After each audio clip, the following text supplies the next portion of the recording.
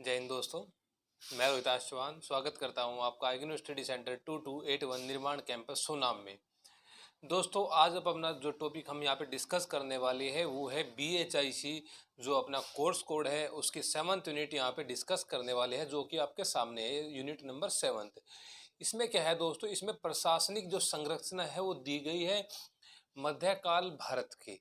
मध्यकाल भारत में विशेष तौर पर अगर सल्तनत की बात की जाए और विजयनगर प्रशासन और मुगल भारत का, इन तीनों का इसमें प्रशासन दिया गया है। और प्रशासन इसमें केंद्र का प्रांत के अंदर और नीचे मंडल के स्तर पर या जिले स्तर पर जिसमें जो प्रांतीय जो संरचना थी वो इसके अंतर्गत दी गई है दोस्तों, है ना। तो देखते हैं इस टॉपिक के अंदर क्या क्या बातें मुख्य बातें इसमें मेंशन है दोस्तों, वो आज यहाँ पे चर्चा की करते हैं ना। इससे पहले कई सारे अपने टॉपिक लेक्चर हो चुके हैं दोस्तों, तो अगर आपने वो नहीं देखे तो प्लीज आप एक बार जाइए निर्माण कैंपस सोनाम में, है ना। यूट्यूब पे आप डालिए निर्माण कैंपस सोनाम और वहाँ पे सभी सब्जेक्ट के से रिलेटेड आपको सभी टॉपिक मिलेंगे, जो भी आपका सिलेबस का जो पार्ट है, या पॉलिटी का हो या आप अदर्स आपको कोई भी साइंस का जो सब्जेक्ट है उसका हो, है ना। आपको सभी सब्जेक्ट वहाँ पे दोस्तों मिलने वाले हैं ना। तो यहाँ पे देखते हैं इसमें प्रस्तावना देखेंगे भाई यूनिट नंबर 7 में कि इसकी क्या प्रस्तावना है। दिल्ली सल्तनत और खिलाफत। दिल्ली सल्तनत के अधीन क्या प्रशासन की जब प्रकृति रही, है ना। या दिल्ली सल्तनत के अधीन जो केंद्रीय प्रशासन था वो कैसा था, उसमें क्या स्तर था केंद्रीय प्रशासन का, भाई उसमें कौन कौन से अधिकारी होते थे, है ना। सुल्तान, विजारत, दीवान ए अर्ज, अन्य विभाग या दास कारखाने, है ना। सुल्तान का क्या कार्य होता था, है ना। क्या शर्तें सुल्तान को मिली हुई थी, मतलब कितनी शक्ति थी सुल्तान के हाथों में, है ना। कैसे शासन करता था सुल्तान। ये विजारत, दीवान ए अर्ज, अन्य विभाग, है ना, इनके बारे में चर्चा करने वाले। इसके बाद देखो आप, दिल्ली सल्तनत के अधीन प्रांतीय और जो स्थानीय प्रशासन दिया गया था। पहले केंद्रीय दे दिया आपके सामने, भाई ये सुल्तान है या विजारत है या दीवान ए अर्ज है, दीवान अन्य विभाग है, या दिल्ली सल्तनत के अधीन प्रांतीय और स्थानीय शासन। शेरशाह के अधीन प्रशासन। मुगल भारत से पहले, मुगल भारत देखो, दो जो अफगान वंश है 2 बार स्थापित हुआ है। पहला जो अफगान वंश था वो था लोधी वंश दोस्तों, जो कि सैयद वंश के बाद स्थापित होता है लोधी वंश। और दूसरा जो अफगान वंश स्थापित होता है, जो अफगान वंश का जो संस्थापक है दूसरे का, वो है शेरशाह सूरी। ये कब होता है, ये हुमायूं को पराजित करता है। हुमायूं को कहाँ पे, कन्नौज और बिलग्राम, यानी कि 2 युद्ध लड़ता है हुमायूं के साथ, चौसा का युद्ध और कन्नौज का युद्ध। इन 2 युद्धों में पराजित करता है हुमायूं को और अफगान वंश की स्थापना करता है 1540 में। और 1540 से लेकर 1555 तक 15 वर्ष तक दोबारा अफगान वंश चलता है। उसके बाद आदिल शाह असुर के समय में अफगानियों को ये शर्त है, इनके साथ संधि हो जाती है अकबर के समय, अकबर के साथ, और उसको बिहार और बंगाल का कुछ पार्ट उसको मिल जाता है। तो शेरशाह के अधीन इसमें प्रशासन दिया गया है, वो यहाँ पे दोस्तों डिस्कस करना है। इसके बाद आगे अगर देखो भाई, मुगलों के अधीन केंद्रीय प्रशासन दिया गया है। इसमें इसमें भी जैसे देखो, हमने सल्तनत के अधीन हमने सुल्तान देखा था, यहाँ पे सम्राट है। सल्तनत के अधीन हमने भाई दीवान विजारत देखा था, वजीर को दीवान विजारत बोलते थे ना वहाँ पे, यहाँ पे वकील और वजीर बोल रहे हैं, है ना। दीवान कुल, मीर बख्शी, मीर सामा, सद्र उस सुदूर, सद्र उस सुदूर, ये कुछ यहाँ पे मुगलों के अधीन प्रशासन दिया गया है ना। मुगलों के अधीन कुछ प्रांतीय प्रशासन है, मुगलों के अधीन कुछ प्रांतीय प्रशासन है। इनमें प्रांतीय गवर्नर है, दीवान है, बख्शी है और दरोगा, एक डाक चौकी है। देखो एक चीज देखो आप, केंद्र में मीर बख्शी है, यहाँ पे बख्शी है ना। यहाँ पे दीवान कुल है, यहाँ पे दीवान है। उसी का ही निचला स्तर है, उसी का ही नीचे वाला पार्ट है ये, जो केंद्र में है उसका नीचा स्तर कौन सा कहाँ पे है, वो प्रांत में है दोस्तों। इसके बाद देखो भाई, मुगलों के अधीन स्थानीय प्रशासन के अंतर्गत क्या दिया गया था। स्थानीय प्रशासन में सरकार थी, परगना प्रशासन था, थाना था और थानादार होता था, है ना। ये इसका एक ऑर्डर है। केंद्र में क्या था, प्रांत में क्या था, या मुगलों के अधीन जो स्थानीय जो प्रशासन होते थे उसमें कौन कौन से अधिकारी होते थे। भाई अगला देखो, नगर, किला और बंदरगाह प्रशासन। इसमें कौन कौन से कोतवाल होता था, किलेदार होता था, या बंदरगाह जो प्रशासन जो संभालता था वो होता था, ठीक है दोस्तों। इसके बाद भाई, इसमें हमने कुछ मुगल शासन की प्रकृति देखनी है कि भाई किस प्रकृति पर शासन करते थे मुगल। इसकी कुछ शब्दावलियाँ दी गई हैं और इसके कुछ क्वेश्चन भी इसमें दिए गए हैं, उन पर चर्चा करने वाली है दोस्तों। अब आप इसमें देखो भाई, दिल्ली सल्तनत और खिलाफत, जो विशेष तौर पे हमने इसमें यहाँ पे पढ़ना है दोस्तों, उनको आप यहाँ पे देखो, दिल्ली सल्तनत और खिलाफत। भाई ये आपके सामने टॉपिक पॉइंट दिया गया भाई, पैगंबर जो हजरत मोहम्मद था, सबसे पहली बात तो ये पता होना चाहिए भाई कि जो मुस्लिम जो शासन जो शुरू होता है वो किसके समय में होता है। मुस्लिम शासन की शुरुआत किसके समय में होती है? वो जो पैगंबर जो हजरत मोहम्मद है वो मुस्लिम की स्थापना करते हैं मुस्लिमों की, है ना।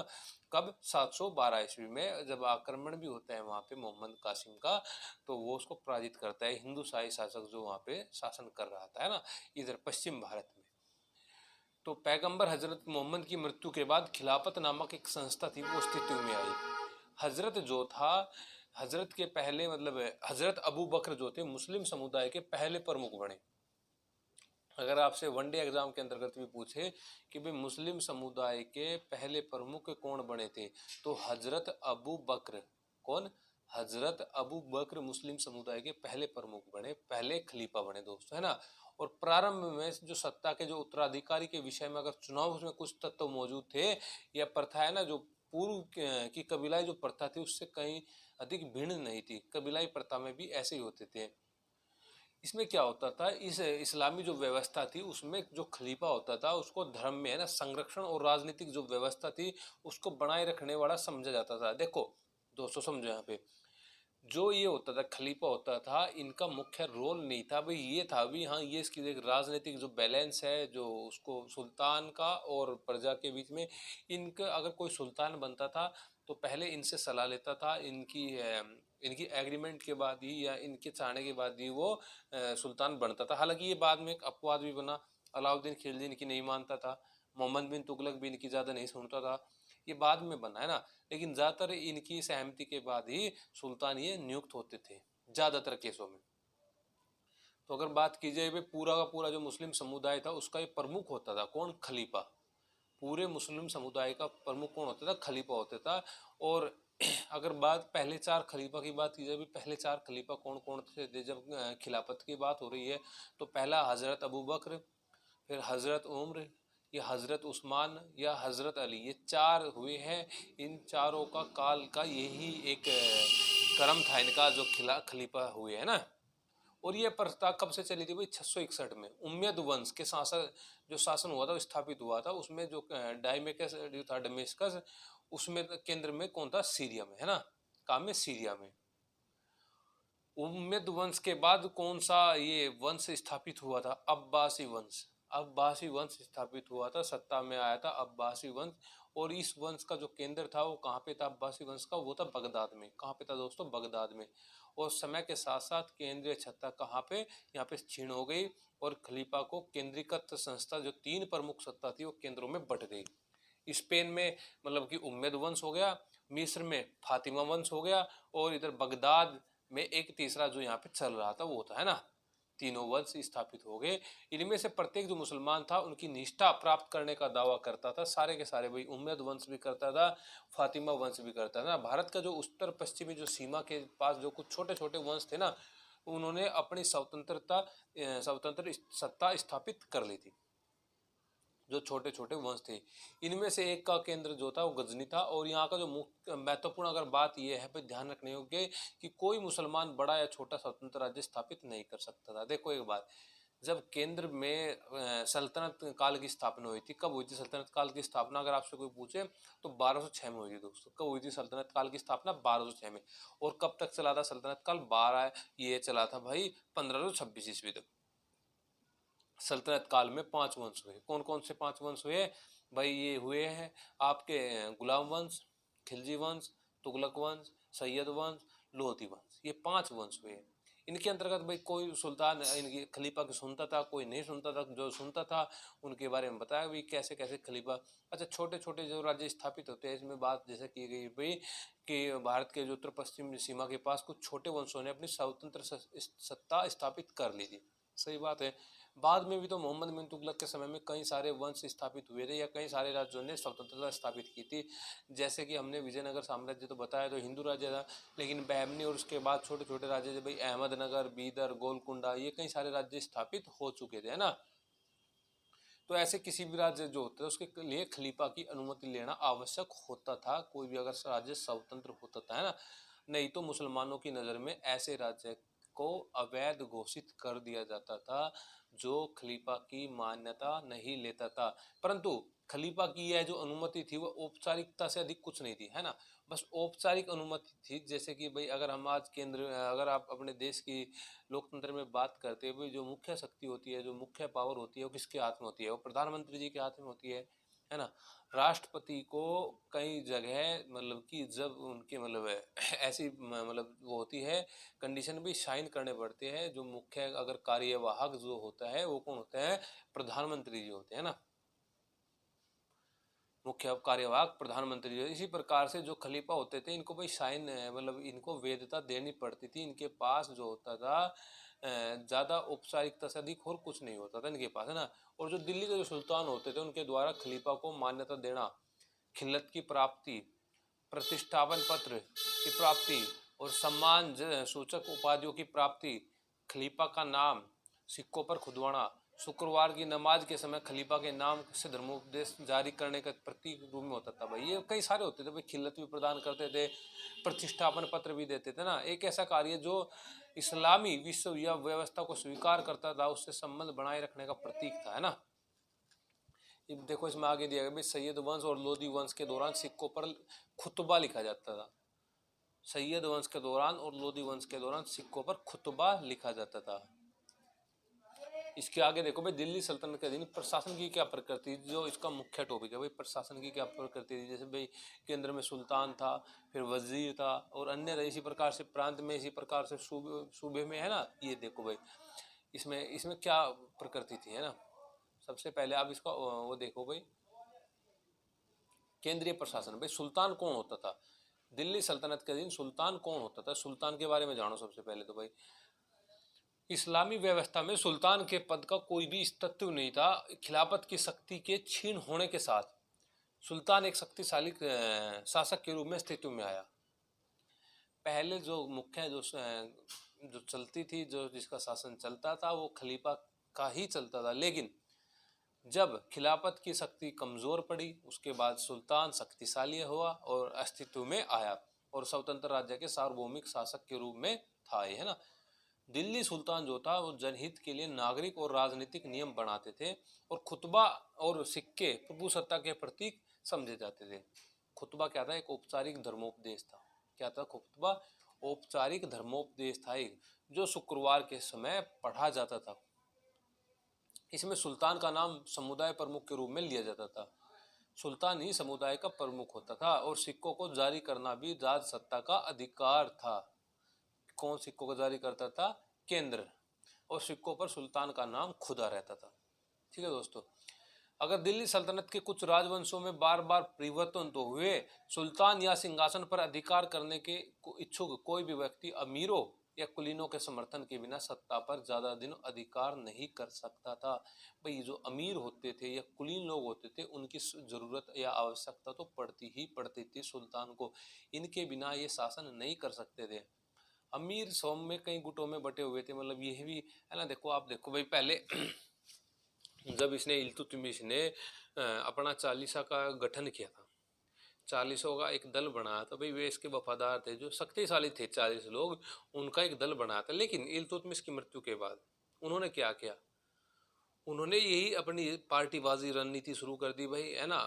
रजिया सुल्तान शासक बनी, लेकिन वो रजिया सुल्तान के खिलाफ हो गए और यहाँ पे याकूत को या फिर नसरुद्दीन महमूद को या अन्य बहराम शाह को, इनको इन्होंने बढ़ाना शुरू कर दिया। भाई जब एक जो शासक बनता उसके खिलाफ हो जाते थे ना ये 40, तो अमीरों को खुश रखना भी एक बहुत बड़ी बात होती थी। यहाँ पे बहुत बड़ी जिम्मेदारी यहाँ पे दोस्तों होती थी। अब देखो इसमें बरनी के अनुसार बलबन ने सुल्तान के पद को अत्यंत महत्व बना दिया और उसे पृथ्वी के पर ईश्वर की प्रतिछाया जिल उल इल्लाह बताया। बलबन ने दरबार की शान शौकत, मर्यादा और शिष्टाचार पर बहुत बल दिया। वह अमीरों को भी कड़े दंड देता था। भाई बलबन के बारे में, बलबन ने तो एक बार अपने ही जो सेनापति थे, उनके जो अमीर थे, उनको उल्टा लटकाकर कोड़ों से पिटाई की थी और मृत्यु दंड दिया था। मलिक बकबक, अगर आपने नाम सुना हो, मलिक बकबक, कोड़ों से पिटाई की थी और मृत्यु दंड दिया था। बलबन बहुत सख्त था। बलबन बोलता था भाई, है ना, एक तो ये बोलता था भाई इन अमीरों, इनको गरीबों को जो निचली जाति के लोग होते हैं उनसे वो बहुत घृणा करता था। कौन? बलबन, निचली जाति के लोगों से, है ना। उनको देख के बोलता है कि भाई मेरी जो धमनी में जो खून है वो मतलब सख्त हो जाता है ना इनको देखकर। हालांकि अपवाद भी थे, उसके कुछ जो वजीर या मुख्याधिकारी थे वो भी निचली जाति से ही आते थे। राज परिवार की जो पूरे की देखभाल के लिए बहुत से अधिकारी होते थे भाई, उसमें वकील दर पर पूरे महल या राज परिवार की देखभाल का उत्तरदायित्व था। किस पर था? पूरे महल का देखभाल का उत्तरदायित्व वकील ए दर पर। सुल्तान के जो निजी कर्मचारी होते थे उनके वेतन आदि बांटना भी उसका कार्य था। किसका? वकील ए दर का। अगर बात की जाए सुल्तान का वेतन कौन बांटता था? वकील ए दर बांटता था। अमीर ए हाजिब का क्या कार्य होता था? ये दरबार में समारोह और शिष्टाचार का उत्तरदायित्व किसके पास था? अमीर ए हाजिब के पास था। और अगर बात की जाए भाई सुल्तान के सामने कौन अपने ये याचिका या आवेदन जारी करता था? तो वो करता था भाई सभी की अमीर ए हाजिब। देखो वकील ए दर कौन होता था? जो पूरे महल या राज परिवार की देखभाल करता था उसको वकील ए दर बोलता था ना। सुल्तान के जो निजी कर्मचारी होते थे उनको वेतन आदि जो बांटता था उनको वकील ए दर बोला जाता था। अमीर ए हाजिब जो सुल्तान के समक्ष सभी आवेदन और याचिका जो जारी करता था उसको अमीर ए हाजिब बोला जाता था। अब देखो केंद्र में ही विजारत। विजारत क्या था? केंद्रीय प्रशासन में वित्त विभाग यानी कि दीवान विजारत के प्रमुख के रूप में वजीर का स्थान संवैधानिक महत्वपूर्ण था। दीवान विजारत वित्त विभाग है ना। हालांकि वह 4 प्रमुख विभागों में से एक विभाग का प्रमुख था। कौन?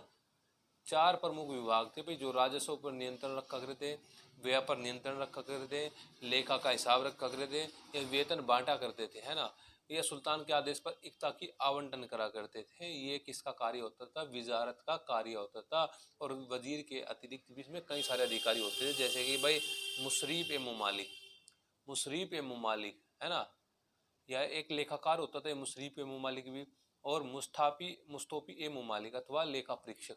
जो लेखा परीक्षक होता है इसको मुस्तोफी ए मुमालिक बोला जाता था। और अलाउद्दीन खिलजी के शासनकाल में दीवान मुस्तखराज नामक जो अधिकारी होता था उसको राजस्व का बकाया वसूल करने का कार्यभार सौंपा गया था दीवान मुस्तखराज नामक अधिकारी को। और दीवान अर्ज कौन होता था? दीवान ए अर्ज अथवा जो सैन्य विभाग का जो प्रमुख होता था उसको क्या बोला जाता? आरिज मुमालिक। सैन्य विभाग का प्रमुख को क्या बोला जाता? आरिज मुमालिक, ममालिक, है ना। और उस सेना संबंधी जो भी कार्य होते थे उसके लिए कौन उत्तरदायी होता था? दीवान ए अर्ज उसके लिए उत्तरदायी होता था, जो सेना से संबंधित सभी कार्य होते थे। और इक्ता धारकों के सैनिकों का निरीक्षण भी ये करता था। सुल्तान की सेना के रसद विभाग और परिवहन विभाग की देखभाल और नियंत्रण कौन करता था भाई?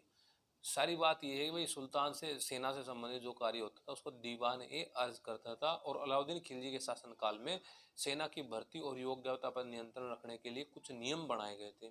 उसने प्रत्येक सैनिक का हुलिया रखने पर बल दिया और साथ ही यह भी आदेश दिया कि भाई घोड़ों पर दाग लगाया जाए। दाग प्रथा, अगर आपसे पूछे भाई किस सल्तनत शासक ने दाग प्रथा को शुरू किया था? किस सल्तनत शासक ने किया था? वो किया था भाई अलाउद्दीन खिलजी ने। किसने किया था भाई? अलाउद्दीन खिलजी ने ये शुरू किया था शासनकाल में अपने, है ना, दाग लगाना। और हाजिरी का जो समय होता था अमीर या इक्ता जो धारक होता था धोखा देकर बार बार एक ही घोड़ा न पेश कर सके या खराब या निम्न कोटि के घोड़े ना रखे।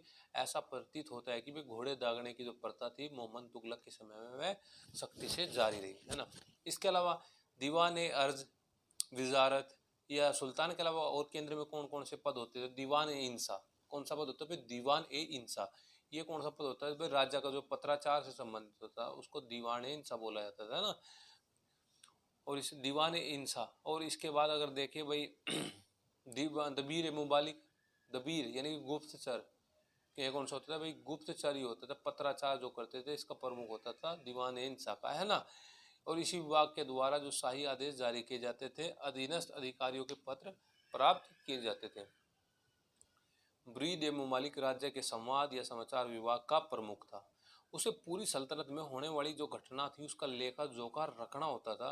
राज्य के प्रत्येक प्रशासनिक खंडों या प्रशासनिक केंद्रों पर ब्रीद नामक जो होते थे स्थानीय अधिकारी रहते थे। ब्रीद यानी कि गुप्तचर की बात यहाँ पे हो रही है। ब्रीद इसमें ब्रीद के अतिरिक्त एक और ग्रुप था, उसको क्या बोलते थे, मुनहियान। क्या बोलते थे, मुनहियान, जो सूचनाएं भेजने का कार्य करता था। मुनहियान जो कि सूचनाएं भेजने का कार्य करता था, वो भी गुप्तचर का ही काम करता था, मुनहियान। ठीक है दोस्तों। इसके अलावा और कुछ अधिकारी है भाई, जैसे दीवान रिसालत नामक विभाग का जो प्रमुख होता था वो कौन होता है, सदरुल सुदूर। दीवान रिसालत का प्रमुख कौन होता है, सदरुल सुदूर।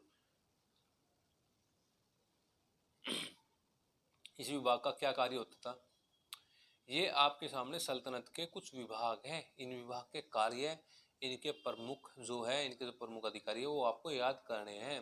कहीं भी आप वनडे एग्जाम हो, कोई भी अगर एग्जाम दे रहे हैं आप, है ना, यूपीएससी, एजीएस या स्टेट एग्जाम का टीचिंग से रिलेटेड कोई भी दे रहे हैं, तो याद रखने हैं दोस्तों, है ना। इस विभाग का कार्य क्या है भाई, धार्मिक जो कार्य करता है उन पर दृष्टि रखना और कार्यों की नियुक्ति करना। किसका काम है, दीवाने रिसालत का। और दीवान रिसालत का प्रमुख सदरुल सुदूर होता था। कौन होता है, सदरुल सुदूर। न्यायपालिका का जो प्रमुख होता था वो कौन होता है, स्वयं सुल्तान का न्यायपालिका का प्रमुख। अपराध संबंधी और माल एवं दीवानी संबंधित सभी मामलों में सुल्तान ही सर्वोच्च और अंतिम न्यायालय था। सुल्तान के बाद राज्य का जो प्रमुख न्यायाधीश होता था वो कौन होता था, काजी उल मुमालिक। कौन, काजी उल मुमालिक या सदरुल सुदूर। काजी उल मुमालिक का पद एक ही व्यक्ति के पास होता था, है ना। यह प्रमुख जो काजी होता था न्याय व्यवस्था का प्रमुख था, और अधीनस्थ मामलों में यही मतलब मुकदमों की जो अपील जो सुनता था वो यही सुनता था। एक अधिकारी होता था भाई मुअत्सिब। कौन होता है, मुअत्सिब। ये न्याय विभाग से संबंधित था, और इसका कार्य भी यही देखना भी जनता कहीं इस्लामिक कानूनों का उल्लंघन तो नहीं कर रही है, मुअत्सिब का। इसके बाद देखो भाई दास और कारखाने। अगर बात आ जाए दास की, भाई अलाउद्दीन खिलजी के पास था, लेकिन सबसे ज्यादा जो दास थे वे किसके पास थे, फिरोज तुगलक के पास थे। 1,80,000 दास फिरोज तुगलक के पास थे, और फिरोज तुगलक ने ही एक अलग से दासों के लिए एक विभाग बनाया था जिसको दीवान ए बंदगान भी बोला जाता था।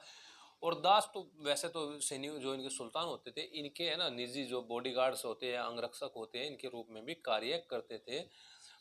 इनके ये जो सुल्तानों के बॉडीगार्ड के रूप में, ना। अफीफ ने कहा भी फिरोज के जो गुलामों की बड़ी संख्या थी और जो कारीगर के रूप में कार्य करते थे फिरोज के गुलाम, है ना।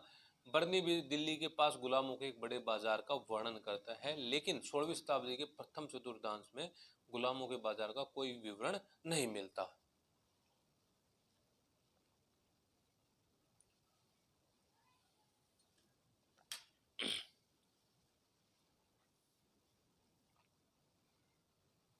और राज परिवार या शाही प्रतिष्ठान की जो आवश्यकताओं की जो पूर्ति होती थी वो किसके द्वारा होती थी, वो कारखानों के द्वारा होती थी। और कारखाना थे दो प्रकार के, एक उत्पादन स्थल, एक गोदाम घर, है ना।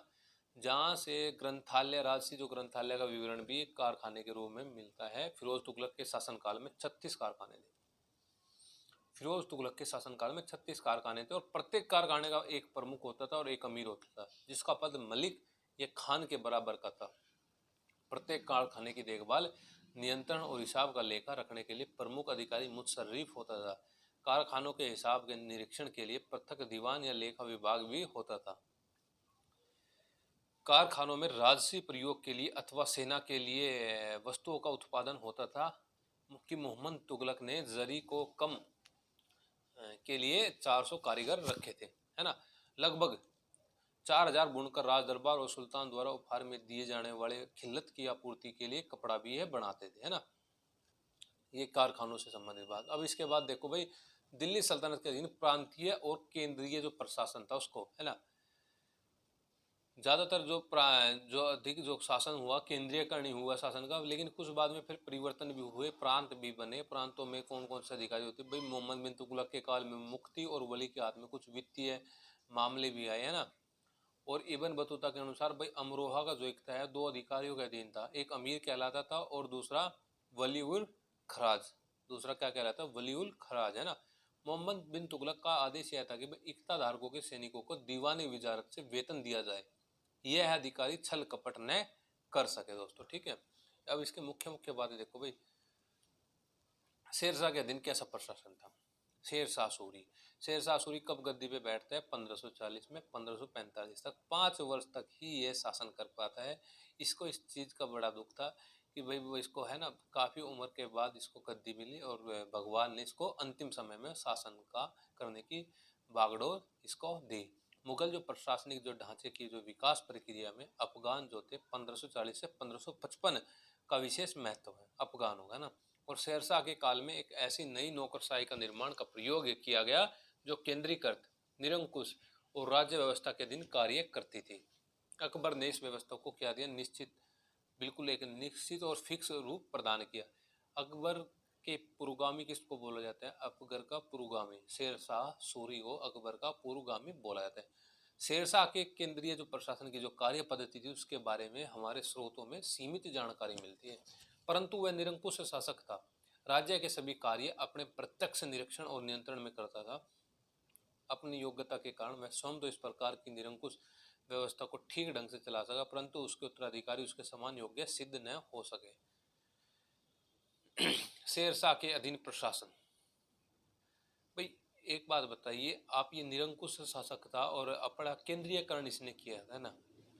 इसने कई सारे युद्ध भी इसने लड़े थे और इसके बाद अफगान वंश में इस जैसा कोई बलशाली और जो केंद्रीकृत अगर सत्ता को कोई रख सके ऐसा उत्तराधिकारी इसको नहीं मिला।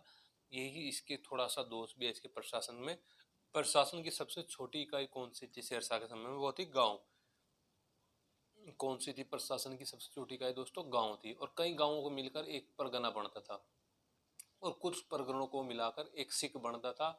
और जो मुगल प्रशासनिक इकाई की सरकार के बराबर था है ना सिख। कुछ इलाकों में जैसे कि पंजाब, बंगाल, मालवा आदि में कई सिक्कों को मिलाकर एक पदाधिकारी के अधीन रखा जाता था और इन पदाधिकारियों की तुलना मुगल सूबेदार के साथ की जाती थी। मुकद्दम गांव का मुखिया होता था जो राज्य और गांव के बीच कड़ी का काम करता था। मुकद्दम, राज्य और गांव के बीच कड़ी का काम कौन करता था भाई, मुकद्दम। हालांकि सरकारी नौकर नहीं था, फिर भी अपने गांव की कानून व्यवस्था देखभाल की उत्तरदायी कौन था, मुकद्दम। पटवारी भी होता था, गांव के सभी बोरों का जो लेखा जोखा रखता था उनको पटवारी। मुकद्दम की तरह वह भी राज्य का ही नहीं लेकिन गांव का सेवक होता था। कौन, पटवारी। पटवारी कहाँ का सेवक होता था, गांव का। परगना का प्रभारी कौन होता, सिकदार। परगने का प्रभारी कौन होता था, सिकदार, है ना। ये आपको देखना भी, परगने का जो अधिकारी होता था कौन होता था, सिख का जो अधिकारी होता था कौन होता था, है ना। या प्रांत का या फिर केंद्र का अधिकारी, इसको क्या बोला जाता था। परगने स्तर पर जो राजस्व जो वसूल करना उसका मुख्य जिम्मेदारी थी। और शेरशाह आगे काल में उसका हमेशा स्थानांतरण होता रहता था। उसकी सहायता के लिए दो कलरक भी होते थे। क्या होते थे उसकी सहायता के लिए, दो कलरक, जो हिंदी और फारसी दोनों में अपना लेखा जोखा रखते थे। जमीन आदि नापने का काम मुंसिफ के जिम्मे होता था और सिकदार और मुंसिफ दोनों की नियुक्ति सीधे सम्राट के द्वारा होती थी। परगना स्तर के जो राजस्व होते उसका बोरा का रख रखाव कानून को करता था। कौन करता, कानून को, है ना। मुगलों के अधीन क्या कैसे केंद्रीय प्रशासन था भाई, क्या था मुगलों के अधीन, सम्राट। भाई भारतीय परंपरा में हमेशा शक्तिशाली जो राजा की बात की गई है और मुसलमान न्यायविदों और लेखकों को भी यही मानना था कि भाई भारतीय जन समुदाय में राजतंत्र की दैवीय उत्पत्ति के सिद्धांत को आसानी से स्थापित किया जा सकता है। इसलिए इसमें कोई आश्चर्य की बात नहीं है कि भाई मुगलों ने पूरी तड़क भड़क के साथ झरोका दर्शन को प्रचारित किया, है ना, जिसमें सम्राट एक खास समय पर आम जनता को दर्शन देता था। एक किंवदंती थी कि भाई महामहिम सम्राट के दर्शन मात्र से इच्छा पूरी हो जाएगी। शासक की ऐसी लोकप्रिय अवधारणा को देखते हुए यह स्वाभाविक था कि वही मुगल प्रशासन के सभी अधिकारियों की स्थिति और शक्ति सम्राट पर निर्भर करती है। शासक की व्यक्तिगत पसंद और विचार भी उनकी नियुक्ति, पदोन्नति, अवनति और बर्खास्त की निर्भर करती है ना। वकील और वजीर, ये दो अधिकारी होते थे केंद्र के अंतर्गत। ये कौन कौन होते भाई, वकील और वजीर। वजारत जो थी, वजारत को ही वकील भी कहा जाता है। दोनों शब्दों का पर्याय के रूप में इस्तेमाल होता था, वकील का और वजारत का। कब समय में आए थे भाई, किसके समय में वजारत स्थापित हुआ था, ये हुआ था भाई अब्बासी खलीफा। जब अब्बासी खलीफा थे उनके समय में ही वजारत का अस्तित्व आया था। और दिल्ली सल्तनत में वजीर के पास नागरिक और सैनिक दोनों शक्तियां थी, लेकिन बलबन के समय में उनकी शक्ति कम कर दी गई थी। देखो इसमें क्या बात की गई है, दिल्ली सल्तनत में वजीर के पास नागरिक और सैनिक दोनों शक्तियां थी, लेकिन बलबन के पास उनकी शक्तियां कम कर दी गई थी और सैन्य अधिकार जो दीवान अर्ज को सौंप दिए गए थे। अफगानों के काल में यह पद को महत्व छिन गया, अफगानों के काल में चला गया और मुगलों के आरंभिक काल में वजीर की स्थिति पुनः आई और बाबर का जो वजीर था निजामुद्दीन मोहम्मद खलीफा के पास नागरिक के साथ साथ सैनिक अधिकार भी थे। किसके? बाबर का जो वजीर था निजामुद्दीन खलीफा। हुमायूं का जो वजीर था हिंदू बेग के पास भी कुछ वस्तुतः काफी अधिकार थे। बैरम खान का संरक्षण में 1556-1560 का जो बैरम खान का काल था, वकील और वजीर का पद अपने उत्कर्ष पे पहुंच गया और बैरम खान ने इस पद पर रहते हुए असीम अधिकार प्राप्त किए। कौन से पे? वकील और वजीर पे। शासनकाल के 8वें वर्ष में 64 और 65 में अकबर के वकील से वित्तीय अधिकार ले लिए गए और उन्हें दीवान एक कुल यानी वित्त मंत्री नामक पदाधिकारी को सौंप दिया गया। वित्तीय अधिकार छीन लिए गए और वकील की शक्ति को गहरा धक्का पहुंचा। वकील की शक्ति में कमी आने के बावजूद मुगल अधिकारी तंत्र के पदानुक्रम में उसका स्थान सर्वोच्च रहा। दीवाने कुल, दीवाने कुल होता है भाई जो राजस्व और वित्त भार जो मिलता था उसको दीवाने कुल बोला जाता है। राजकीय कोष का निरीक्षण और लेखा संबंधी जांच करना उसका प्राथमिक कार्य था। प्रत्येक विभाग में होने वाले सभी लेन देन और भुगतानों का व्यक्तिगत तौर पर जो निरीक्षण करता था दीवाने कुल प्रांतीय दीवानों से प्रत्यक्ष जो संपर्क रखता था और उसकी निगरानी में कार्य करता था। राजस्व संबंधी सभी सरकारी कागजातों पर उसकी मोहर हस्ताक्षरों का होना भी अनिवार्य था। साम्राज्य का राज्य संबंधी समस्त प्रशासन उसके जिम्मे था। उसकी मुहर के बिना नियुक्ति या पदोन्नति संबंधी कोई न्यायाधीश जारी नहीं किया जा सकता था। और दीवान की शक्ति पर नियंत्रण रखने का जो मुगल सम्राट ने दीवान को राज्य की वित्तीय स्थिति का ब्यौरा प्रतिदिन प्रस्तुत करने का अपना आदेश जारी किया था, है ना। और इसके अलावा देखो भाई, अब साम्राज्य की जो विभिन्न जरूरतों को ध्यान में रखते हुए राजस्व मंत्रालय में कई विभाग में विभक्त कर दिया, जैसे दीवाने खालसा, दीवाने तन, दीवाने जागीर, दीवाने ब्यूतात। मुस्तफी को होता था लेखा परीक्षक। कौन होता है? मुस्तफी लेखा परीक्षक। अब जैसे है मीर बख्शी, मीर बख्शी कौन होता था भाई? मीर बख्शी होता था जो मनसबदारों की जो नियुक्ति करता था और वेतन संबंधी कागजात उसके पास होते थे, उनको मीर बख्शी बोला जाता था। और व्यक्तिगत तौर पर घोड़ों की जो निशानदेही निरीक्षण करता था उसको मीर बख्शी बोला जाता। निरीक्षण के आधार पर ही वेतन का निर्धारण किया जाता था। इसके बाद दीवान अपने दूसरे कागजात में इसे दर्ज करता था और इसे सम्राट अपने प्रस्तुत करता था, है ना। बख्शी। मीर समा, राजकीय कारखाना जिसके पास होता था उसको मीर समा बोला जाता था। जो खाने से संबंधित उसके भंडारण से संबंधित जो सारा का सारा इकट्ठा रखता था उसको क्या बोला जाता? मीर ए समा बोला जाता था। सदर उस सुदूर, सदर उस सुदूर का मुख्य कार्य क्या होता था? कानून का संरक्षण। काजी उल कुजात, काजी उल कुजात न्याय विभाग से संबंधित था मुगल काल में। काजी उल कुजात न्याय विभाग। और मुख्य काजी सूबा सरकार परगना और शहरों पर काजियों की नियुक्ति का कार्य जो करता था वो कौन करता? मुख्य काजी। इसी प्रकार से इसका प्रांतीय भी था। जिस प्रकार से हमने सल्तनत का केंद्रीय बताया ना, उसी प्रकार से उसका प्रांतीय, इस प्रकार मुगल का जो केंद्रीय था और मुगल का प्रांतीय भी इसी प्रकार से है दोस्तों, ठीक है। तो आप एक बार इसको अगर रीड भी करोगे तो अच्छे से आपको समझ में आएगा। और कुछ जो क्लू है, जो कुछ मुख्य पॉइंट है दोस्तों, आप उनको अच्छे से पढ़िए और अपना एग्जाम दीजिए दोस्तों, अच्छा, बहुत अच्छे तरीके से। और आपका एग्जाम इसमें अच्छा आपको रहेगा दोस्तों। और अपने दोस्तों इस महामारी के दौर में अपने घर पे रहिए, अच्छे से रहिए और हो सकता है तो अच्छे से पढ़िए भी। और मिलते हैं दोस्तों नेक्स्ट वीडियो में, तब तक के लिए थैंक्स, जय हिंद।